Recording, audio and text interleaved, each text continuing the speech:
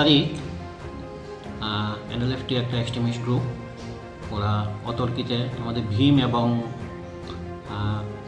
বিশ্বাস বিওপি এই দুটোর মাঝখানে ওরা বর্ডার ফেন্সিংয়ের কাজে নিযুক্ত ছিল। এর মধ্যে এক্সট্রিমিস্ট একটা গ্রুপ, এনএলএফটি একটা গ্রুপ অতর্কিতে হামলা দিয়ে এখান থেকে 3 জনকে ধরে নিয়ে যায়। একজনের নাম সুভাষ ভৌমিক, উনি উদয়পুর টাপানিয়া। একজন সুবল দেবনাথ, উনি ড্রাইভার। আর আরেকজন মালদাপাড়ারই, ওনার নাম গুণমোহন ত্রিপুরা। ওদের 3 জনকে ধরে নিয়ে এবং বাংলাদেশের দিকে চলে যায়।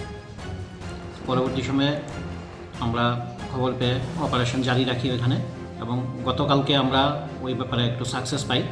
আমরা 3 জনকে আমরা ধরে নিয়ে আসি এবং পরবর্তী সময়ে তাদের ইনভলভমেন্ট পেয়ে আমরা তাদেরকে অ্যারেস্ট করি এবং আজকে তাদেরকে কোর্টে ফরওয়ার্ড করা হয়। স্যার, কারো নামগুলি একটু জানতে পারি?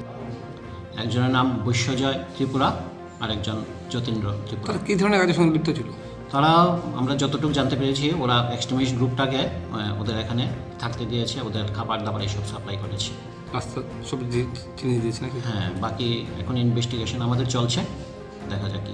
স্যার, আমাদের কাছে একটা খবর ছিল স্যার, বৈশ্য যে ছিল আমরা ওকে অ্যারেস্ট করেছি। স্যার, একটা জিনিস আমার দিব স্যার, ওদের যে ওরা কি পুরোপুরি এর সঙ্গে জড়িত ছিল কি? কতজন ছিল টোটাল গ্রুপটার মধ্যে? কী কী হাত? গ্রুপে প্রায় 10 জনের মতো ছিল এক্সট্রিমিস্ট গ্রুপ, এবং প্রত্যেকের কাছে আমরা যতটুকু জানতে পেরেছি AK-47 রাইফেল ছিল। স্যার, এখন তার তবে আমরা যতটুকু জানতে পেরেছি, ওই উদয়পুরের যে লোকটা, উনি ওনার পরিবারের কাছে যোগাযোগ করেছেন। ঠিক আছে।